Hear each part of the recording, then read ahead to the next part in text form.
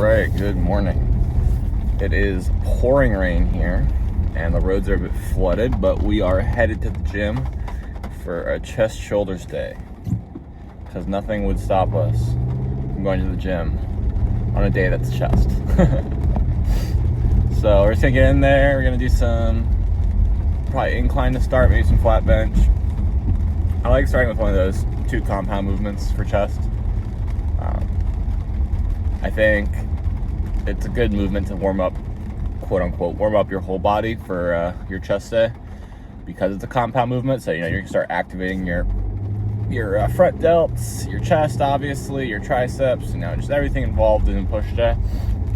So it's decent to start with a compound movement over something more isolating, but you obviously want to warm up before you're benching or before you're pressing with some sort of rotator cuff work of some sort, just to loosen up and warm up the area that you're about to press with. So what I'll usually do is a knee raised arm hinge, I guess you could call it. I don't know the actual name for it, but it really loosens up your rotator cuff, gets it warm, and helps you just feel better while benching overall. Definitely try it if you're experiencing some pain while benching in your shoulders. But yeah, I'm pretty stoked. It's gonna be a crazy pump. We are in a deficit now as far as calories. Of course I started filming towards the end of the bulk, but I think this is beneficial. I think a lot of people do like to rather know how to cut than bulk, because I think the main problem is losing weight for people.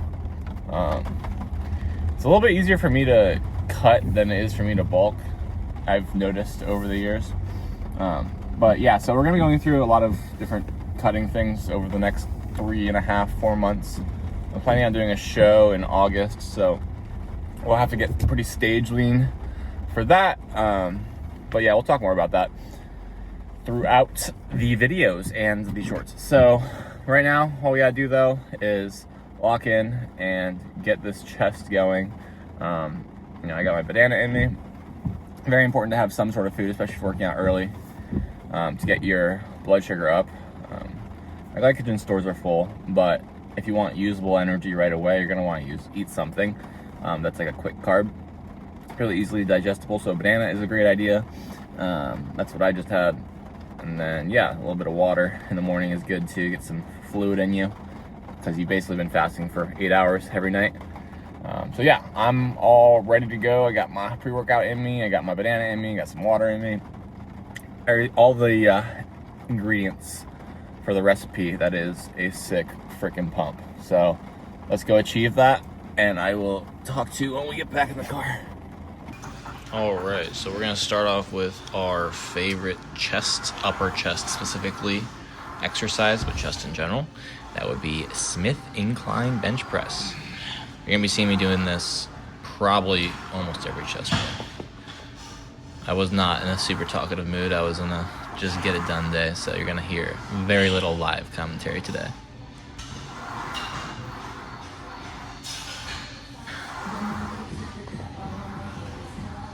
And now you can see here that I am tucking my elbows a lot more than last time, like getting them closer to my body on these bench press. Mostly because I was able to look back and actually see what I was doing before, so these videos have been helpful for me as well. Might stay there today.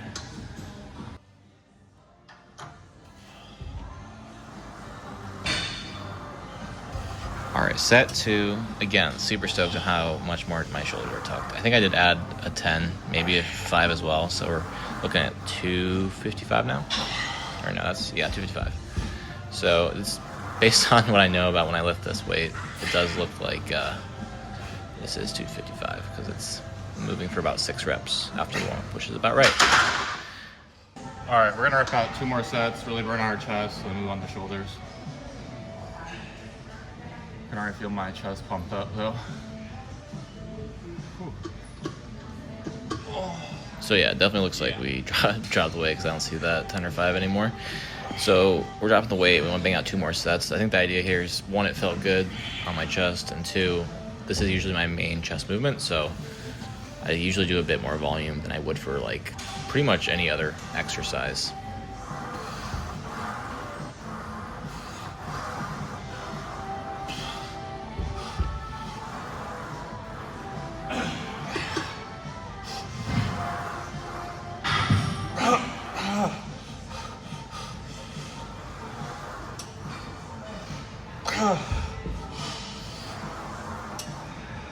And this right here is why Smith is great, because I was no shot getting that up all the way. And on incline, I would have to throw it in front of me. So, yay, Smith more machine. of those, we'll move on. All right, last set here.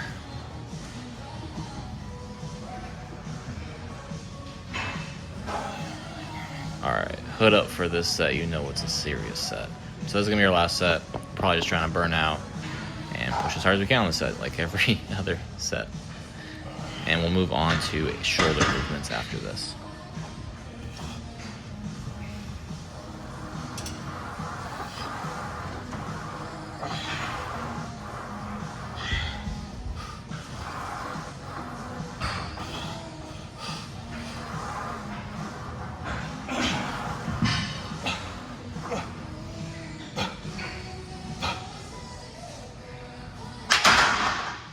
Yeah, I'm saying that was right to failure. Damn near didn't get that rep up. I gotta move on. Ooh. All right, moving on to our nice and heavy shoulder press. I've been at the 80s, it feels like my whole life, but I've been at the 80s probably for a couple months.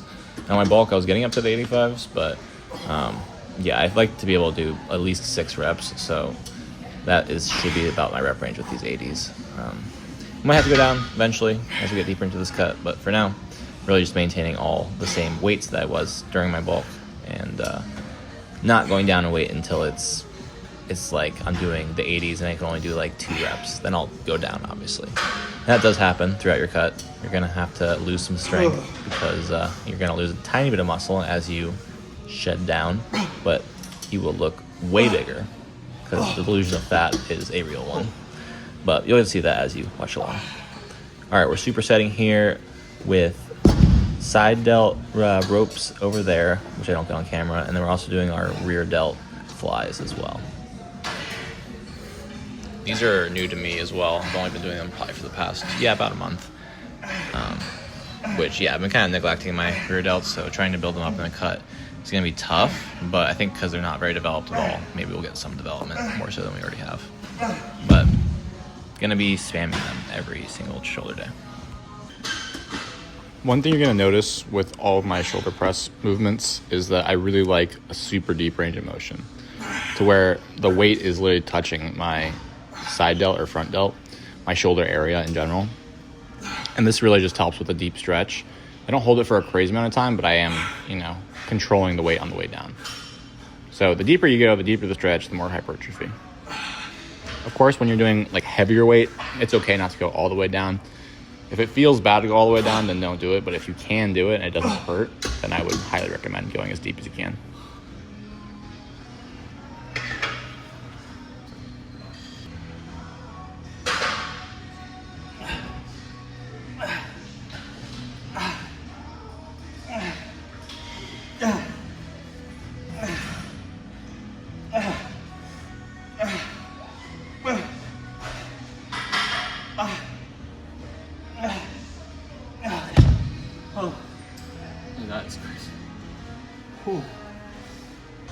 And if you ever feel like the weight is too heavy to get onto your legs, this is a really great way to load up heavy weight.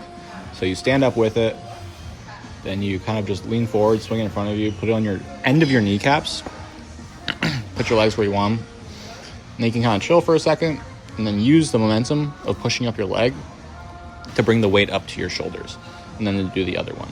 This will help you get like much heavier weight up there, and then you can just kind of press it up. But yeah, trying to get weight from the ground to your shoulder is insane. So definitely have that intermediary step of putting it on your knees.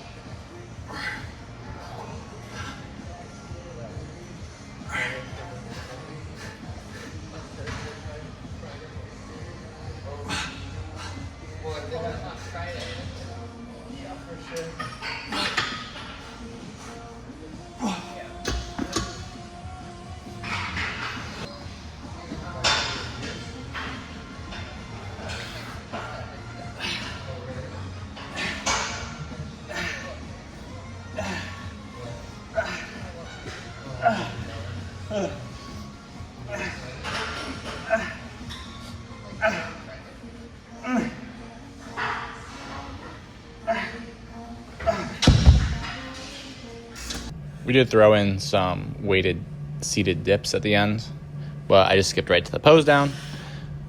Pretty happy with how I'm looking here. I think one thing I'm working on is posing in general. And yeah, as we get leaner, it's going to look crazier and crazier, but I have been working on posing. I've been dedicating at least 15 minutes a day to it, but so far, pretty good. Alrighty. That is another chest day in the books. I was pretty happy with that. I think one thing to talk about is that when you're cutting down, you're gonna be looking flatter most of the time.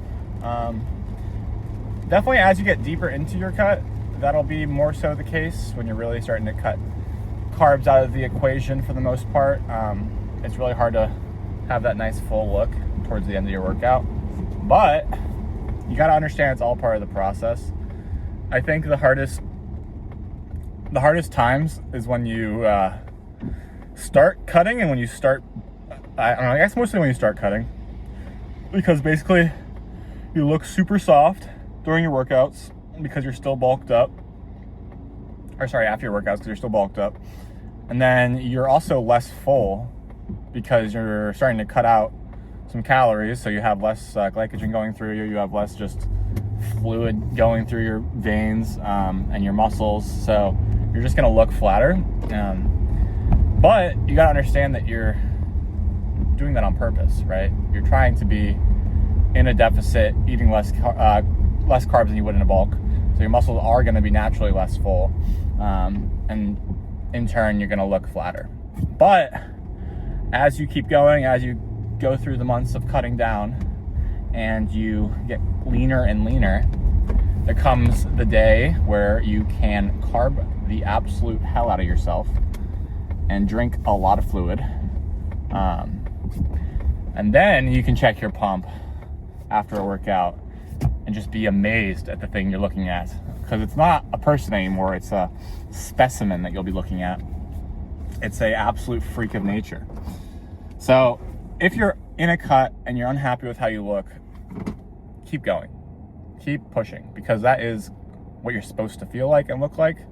And just know that the goal you're looking for, the look you're looking for, is just around the corner and is a few weeks and a carb up away from looking absolutely freaky. We can talk more about that as I get closer to that stage. Right now it's like a couple days in, so not much has changed besides like I can tell because I look at my body every day that I'm a little bit less full as far as muscle wise at the end of my workouts, just because we are eating a little bit less.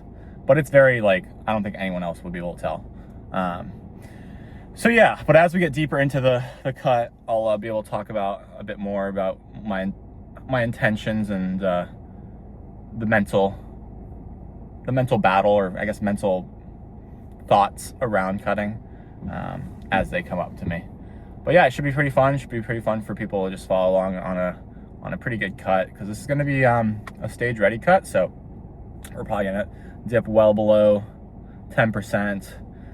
Probably, hopefully 7 or 8% is my goal. I'm not sure. 6% seems kind of, it sounds like 1% is like a nothing difference, but when you're at that low of percentage, it feels, every percent feels. And so yeah, let's get a little bit of food in us.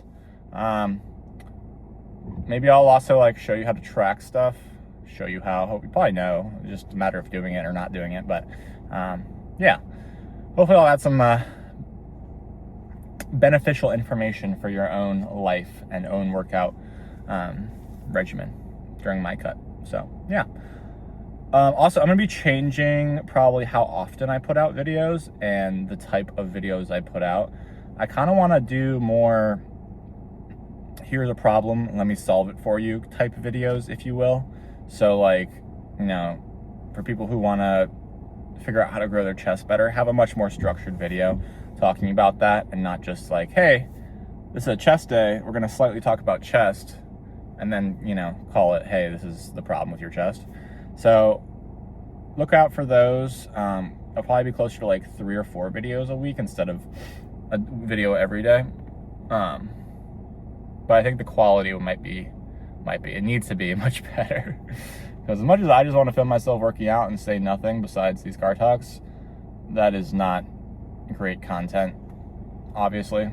So, yeah. We'll be chatting, we'll be talking, but the video content itself should be a bit more interesting and engaging. But anyways, that's enough for today. I'll see you later. Bye.